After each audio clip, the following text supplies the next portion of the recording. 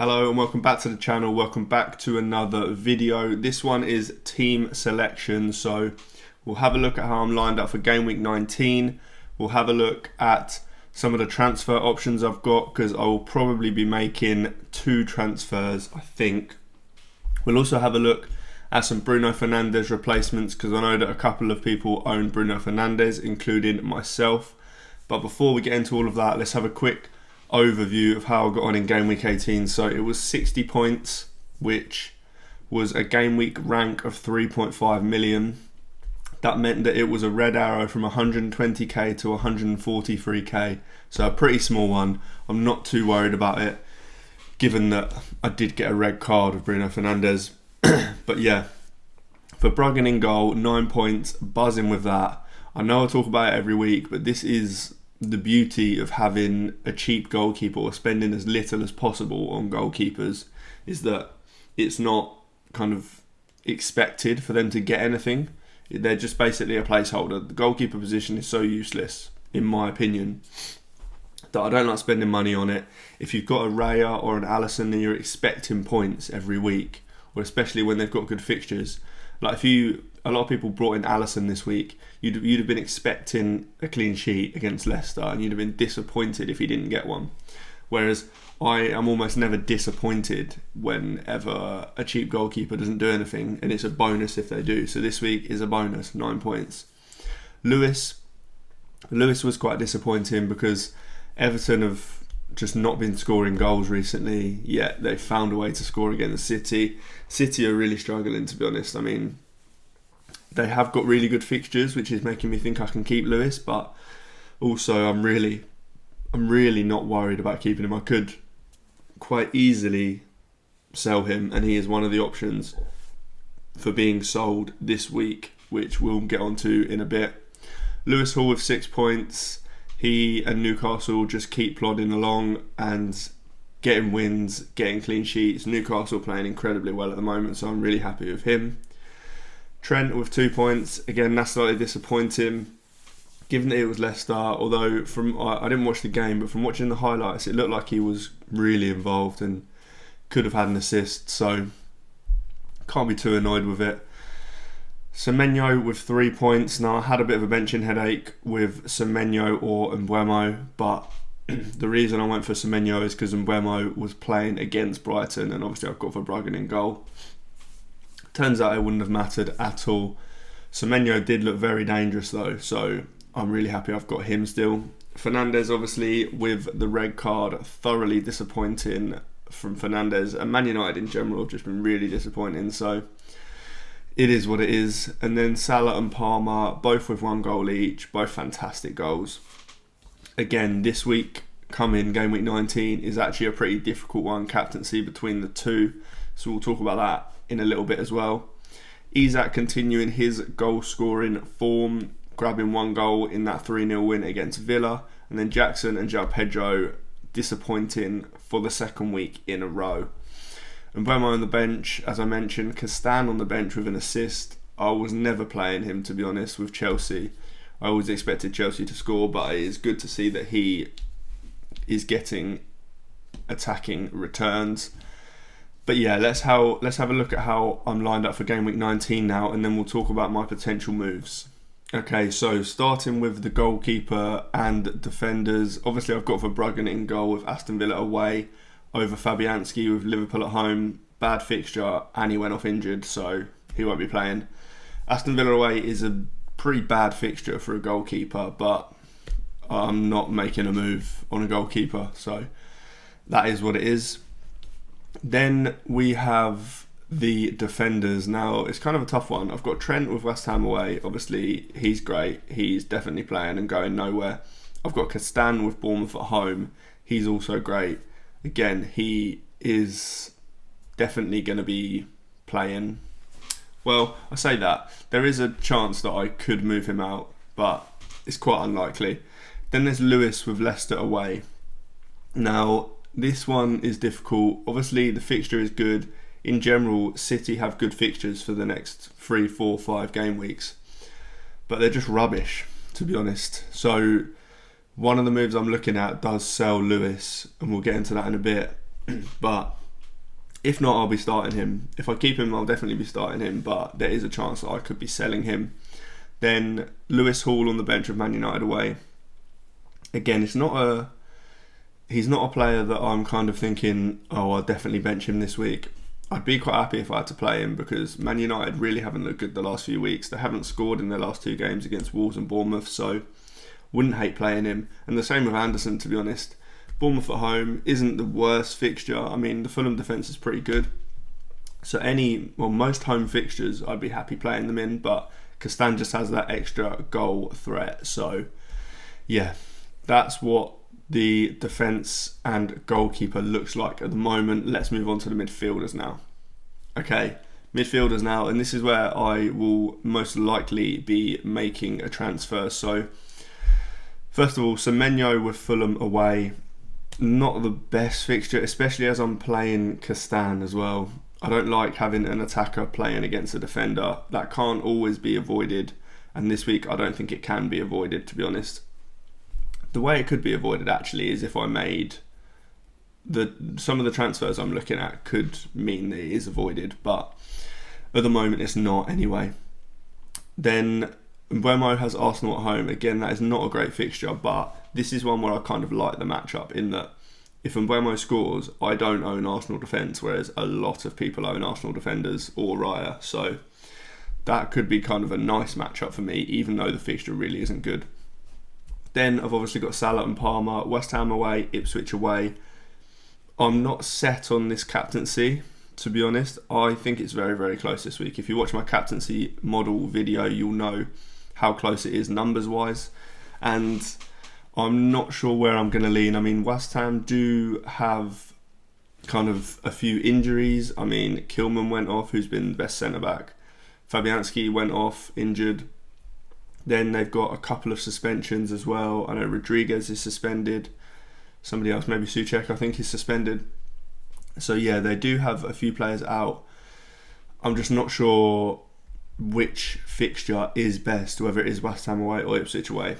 Like I say, I'm not 100% sure on it yet, but at the moment it's on Salah. Then I've got Bruno Fernandes, who obviously misses this game through suspension.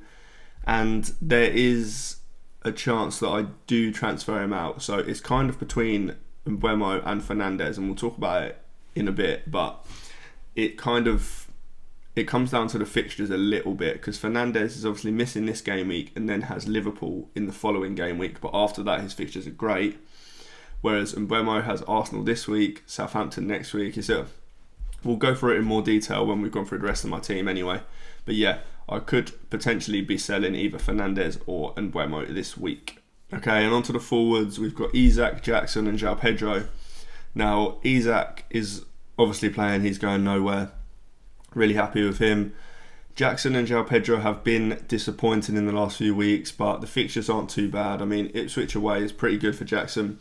There is a chance he gets rested or benched, but there was a chance of that in the last game week as well, and he didn't, so I can't really risk benching him and then he plays against Ipswich, so definitely be starting him. João Pedro, a lot of people are looking at moving João Pedro out this week, and I get it, I get why.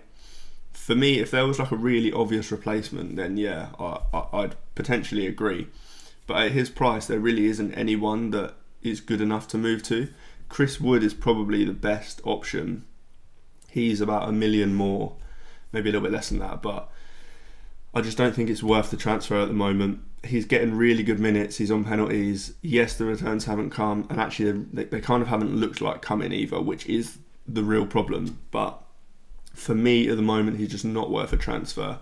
All the time that this fixture isn't unbelievable, but it's really not that bad either. The Aston Villa defence isn't the best.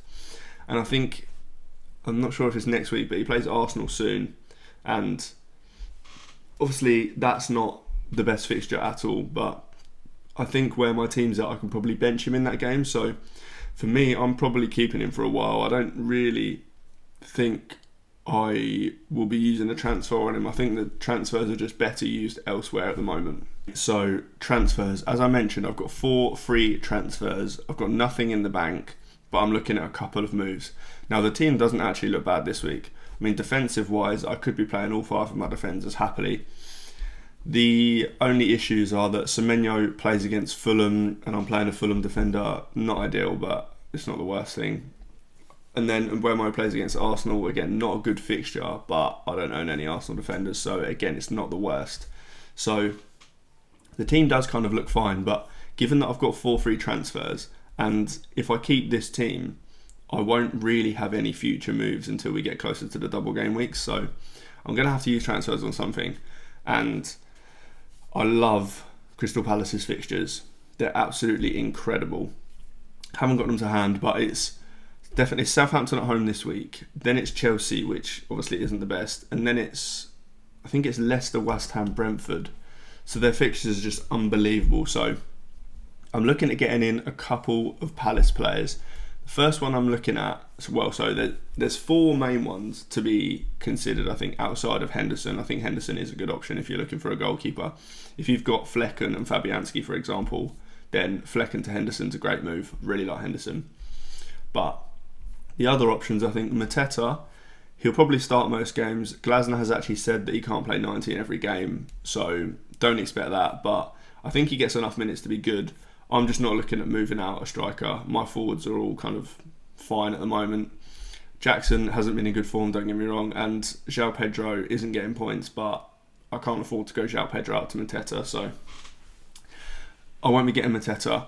The other options are then Munoz. Absolutely love Munoz. He is ridiculously attacking. So here's one that I'm looking at getting in. I haven't got anything in the bank, obviously, so I can't just do a straight move from Lewis, Castan or Andersen to Munoz, meaning I need to free up funds elsewhere. But that's fine because, as I talked about, the midfield moves, would free up those funds. So midfielder-wise, there is Sarr and there is Eze. Both fantastic.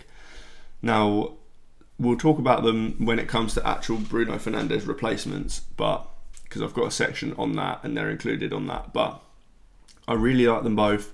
I need to make a decision between the two of them. Obviously, Sarr is almost $1 million cheaper and probably has better minutes. He's played 90 minutes in the last 4 games for Crystal Palace. But Eze came back and played 88 minutes, and when Mateta's not on the pitch, he's definitely on penalties. And even when Mateta's on the pitch, he's probably on penalties or potentially on penalties. So, yeah, I need to make a decision between them. But it will be selling Mbeumo or Fernandes that gets me Eze, and then I need to obviously sell either Lewis or probably Andersen to get Munoz. Those are the moves I'm looking at. I'll talk in more detail about which one of those players I sell. But for now, let's go over the Bruno Fernandes replacements, and then we'll get on to the Mbeumo, Bruno, Lewis Andersen debate.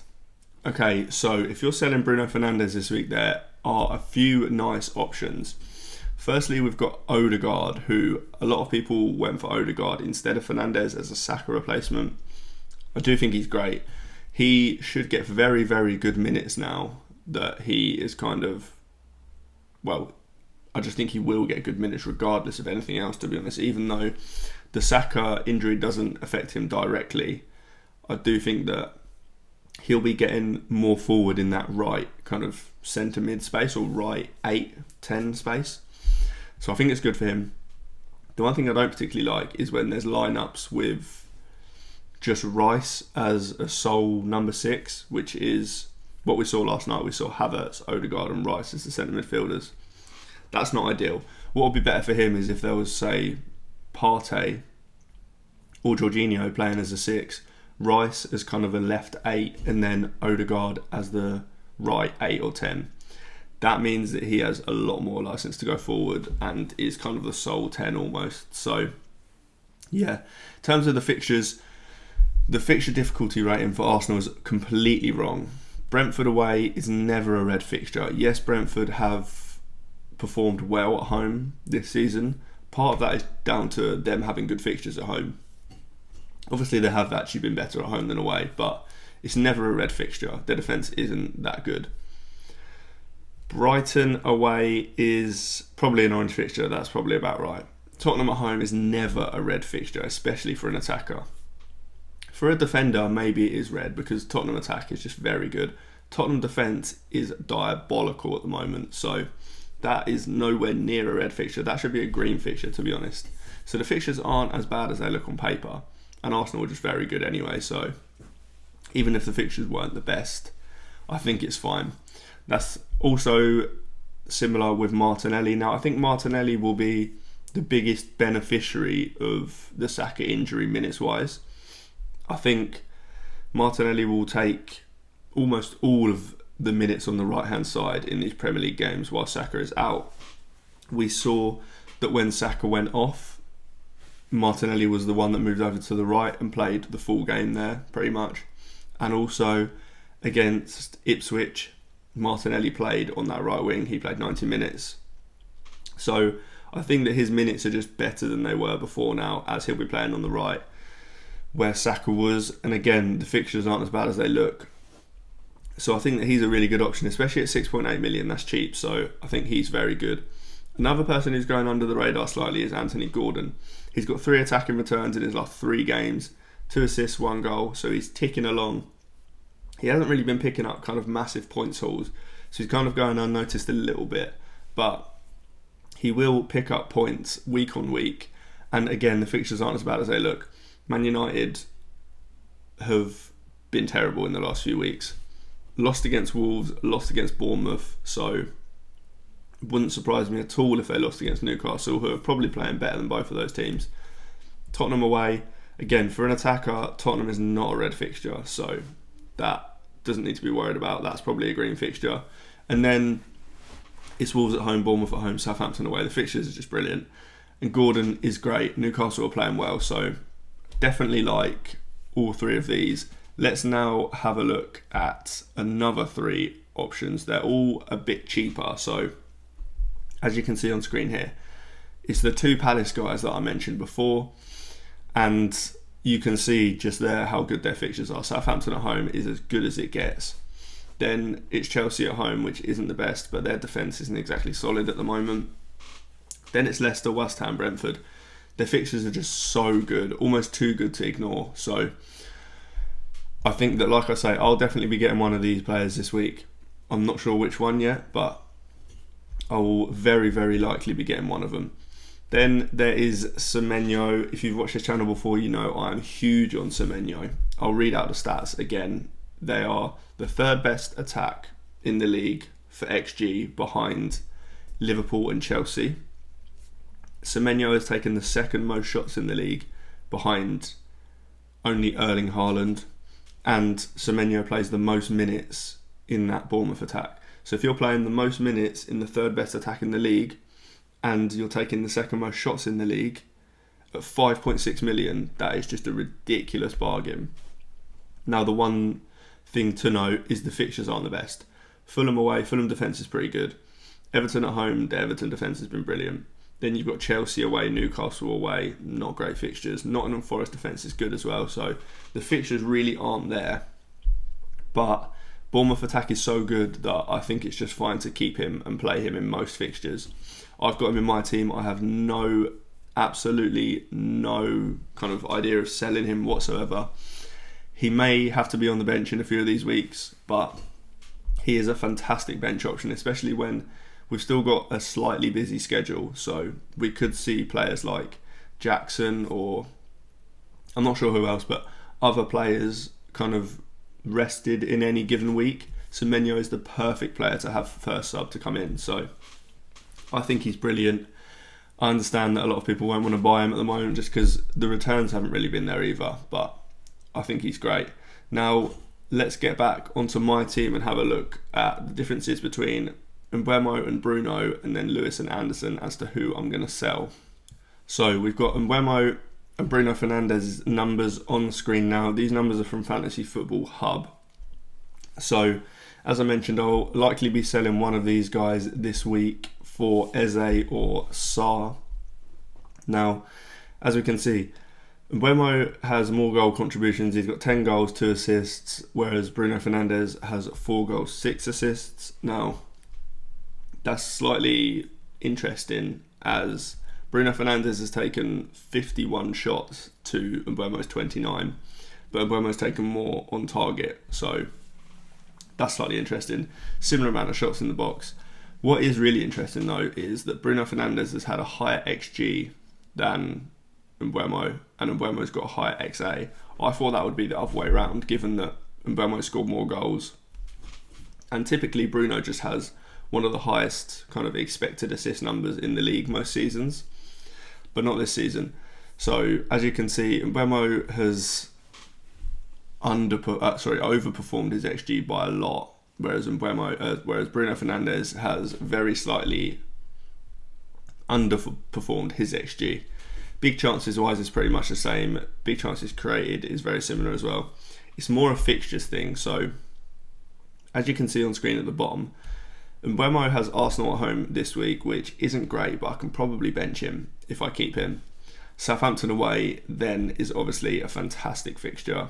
Man City away, historically not a good fixture, but at the moment it's probably okay. Given that they're just not at it at the moment, they're conceding to teams like Everton, who probably have one of the lowest goal threats in the league. So Man City at home might not be as bad a fixture as it looks. The fixtures after that aren't the best for Mbeumo up until game week 24-ish. From game week 24 onwards, the fixtures do get quite a bit better for Mbeumo. So long term they're good. Short term not so good, apart from that Southampton away fixture. Then with Bruno Fernandes, it's slightly different in that obviously he misses this Newcastle at home game due to suspension. Liverpool away is then almost as bad as it gets fixture wise at the moment. So the next two are useless for Fernandes, but then their fixtures are really good. So it's Southampton at home. Can't remember what the fixtures are after that. I think Brighton might be the next one, but either way, the fixtures from game week 21 onwards for Bruno Fernandes are very good. It's just a case of whether Man United are actually going to sort themselves out and be relatively decent. Because at the moment, Brentford are playing better than Man United are. So, and as I mentioned, I could kind of flip-flop between the two, depending on fixtures. So if I keep Mbeumo this week, I can probably bench him for Arsenal at home. I can then play him for Southampton away. And then in game week 21, when Bruno Fernandes has got Southampton at home, I can probably use a transfer to then do Mbeumo to Fernandes. Just because I've got quite a lot of transfers at the moment. I've got 4 free transfers this week. I'll be using 2 of them. But I don't really have loads else to do in my team until we get to the likes of game week 24, game week 25, when there is probably a double game week. So I could probably use transfers moving between these 2 guys. Then, so obviously if I do that, then I'd have Bruno Fernandes up until maybe game week 24-ish, and then I could either just avoid Mbeumo for those good fixtures, or I can do Bruno to Mbeumo, or maybe even Eze/Sarr to Mbeumo at that point. But either way, or actually maybe I wouldn't even want them at that point. Maybe I'll go to, because of the double, an Everton midfielder or a Liverpool midfielder. But anyway, so it's kind of looking like I'm probably going to sell Bruno Fernandes this week, and then in a couple of weeks' time, if I want him back, then that's when I can do it. But yeah, that's half of my transfer moves. So Fernandes to Sarr or Eze is one half of it. The next half is a defender move. So selling Lewis or Andersen probably for Munoz. Now, the numbers here are actually really interesting. So obviously Andersen's played less games because he was injured for quite a few. Rico Lewis has 1 goal, 2 assists. Andersen has no goal contributions. But Andersen has taken more shots and has more shots on target than Lewis. They both have the same amount of shots in the box, but Lewis has a much higher XG and a much higher XA, given that he's had 3 big chances, as you can see there. Andersen has had no big chances created. So Lewis is more involved, but Andersen seems to have taken more shots for some reason. The price is something that I need to consider as well. Andersen is obviously 4.2 million and Lewis is 4.6 million, so selling Lewis gives me more funds. But one thing I also need to consider is the fixtures. Now, this week, well, not even this week, looking at Lewis's, as you can see on the bottom there, Leicester away, West Ham at home, Brentford away. The fixtures are really, really nice for Man City. It's just whether they actually sort themselves out and become a reasonable team again. because if they play like they've been playing in the last few weeks, then I really don't want Lewis. But if they sort themselves out even a tiny bit, then these fixtures are great. Fulham's fixtures are also pretty good. Fulham are a good defence. Bournemouth at home, as you saw from my team selection graphic, I would be benching Andersen anyway. I'd be playing Castan, but I'd be benching Andersen. Then it's Ipswich at home, which is just almost as good as it gets fixture-wise for a defender. West Ham away isn't bad either. And then I think the fixture after that is pretty good for Fulham as well. So they've also got some nice fixtures. At the moment, I'm leaning towards selling Lewis just because of funds. Now, I'm not sure if I'll need these funds going forward. There isn't any future moves that I definitely need them for. But when we get closer to the doubles, I will probably want funds to get another Liverpool player in and these Everton players. So I'm leaning towards Lewis just because of funds, but it doesn't feel good selling Lewis when they've got Leicester away, West Ham at home, Brentford away.